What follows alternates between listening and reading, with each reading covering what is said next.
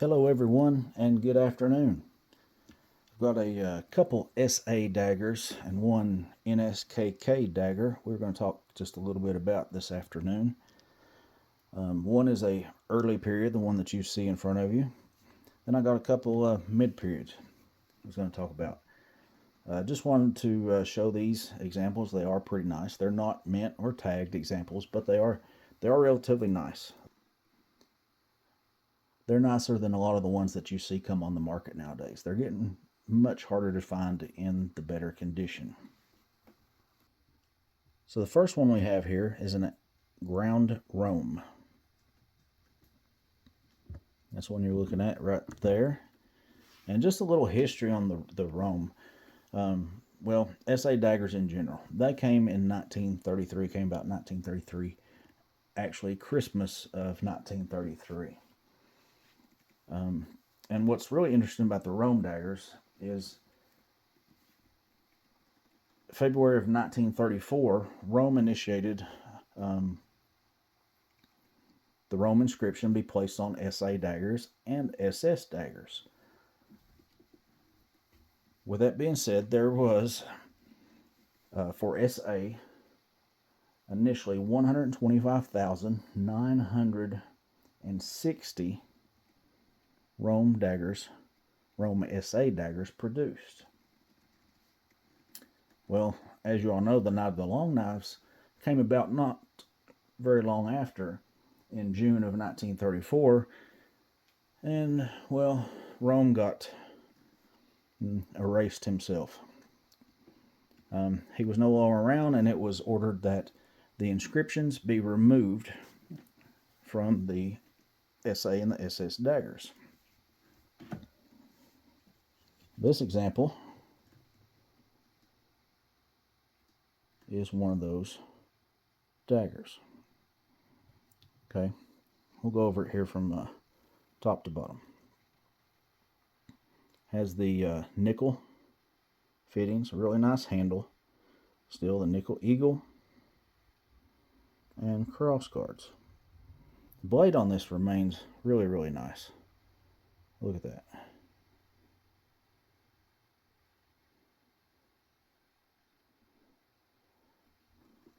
I mean, just, like I said, beautiful blade, especially for what it is. Also, it has the early double oval Icorn proof mark. And what you should see, which we do here, is the fact that it's lowered a little closer to the cross guards to give room for the inscription. And here we can see how the inscription has been removed.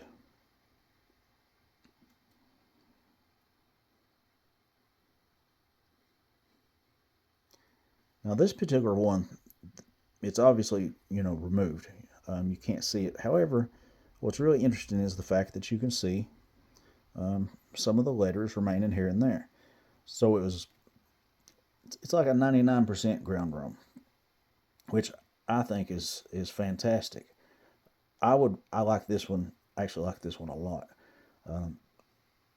But the fact that you can see the letters remaining, that gives it character, and I mean it's a testament as to what it was. I would rather have this one as opposed to a factory ground Rohm that the blade is polished, to where you couldn't even see the inscription any longer.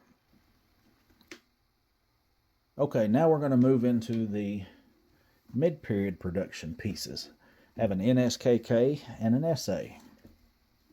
The mid-period is basically considered 1936 to 1938. They had their company logo, and they also had an RZM mark. The RZM started coming in, and government getting their hands into things, into the private business, and I don't think that the the companies really liked that very much, but they didn't have a choice, obviously.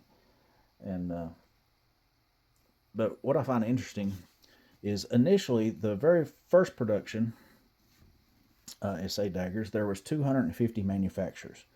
The RZM, when they came into place, only 118 manufacturers continued to produce, and I guess got the license to produce under the RZM.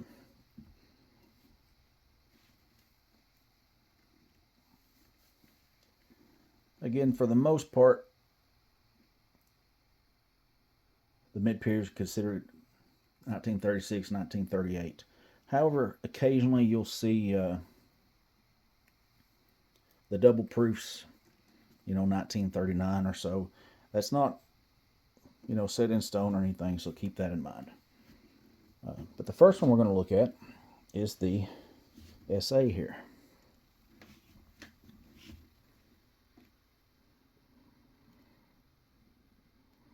This SA has a beautiful blade. It's got the normal runner marks. A couple of tiny little age spots. You notice the fittings. They're a little bit bubbly, but it's not flaking off or anything like you see in the late period ones. Nice grip, aluminum eagle. Nice grip on the back, no chips anywhere. And here's what I was talking about, the double proof mark.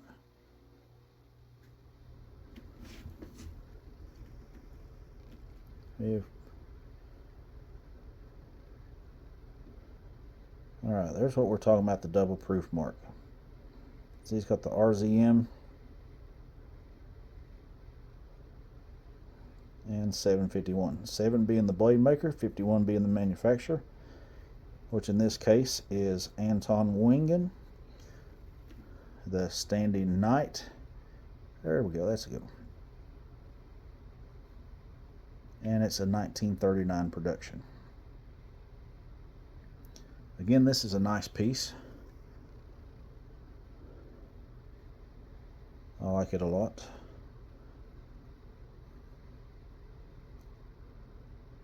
I love the frosting in those backgrounds. Alright, there's the dagger itself. The scabbard is in excellent condition as well. No dings, most of the paint remains. Overall, really nice piece. Alright, now we'll go to the SA. Again, a really nice blade. A lot of the cross grain remaining. Of course, the standard runner marks.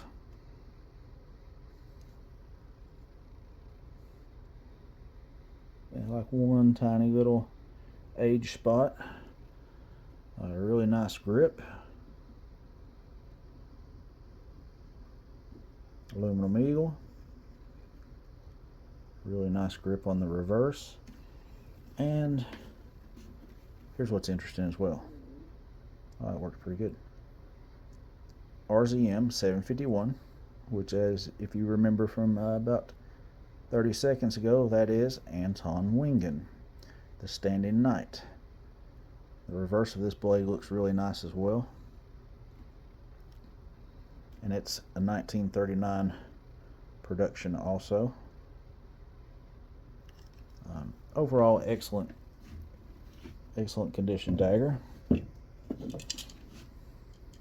scabbard also, really nice condition. Most of the paint remaining. It's got the standard wear here and there, which is completely normal.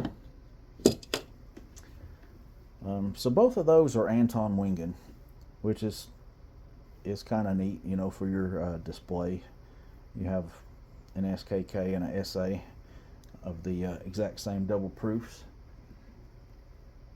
But again, there was only 118 manufacturers in the when the RZM came about. And just a little information on the Anton Wingen daggers. The initial period, the first period, the McSar, it's got a rarity of 3. The Siegert, it's a rarity of 4. And the Siegert has it a production of the first period, not these, but the first period of about 17,000. So if you take away, initially there was 250 producers. If you drop it down to the 118, and kind of keep that same 3-4-ish rarity, it's a decent one to find. I've actually not seen many of these lately in this kind of condition. That's why I wanted to show them to you. I think they're in excellent condition. Also, if you had any questions,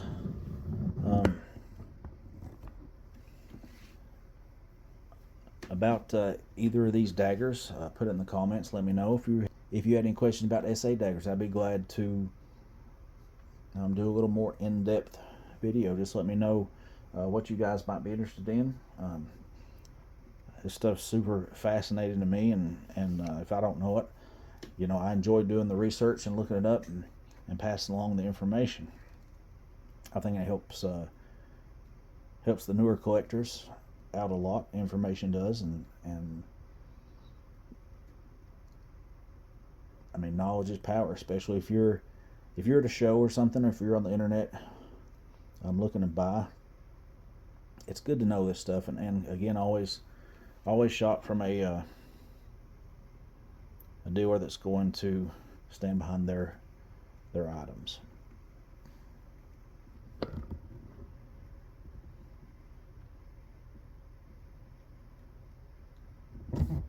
But again, I hope you have a good afternoon and enjoyed the video. Thanks for watching.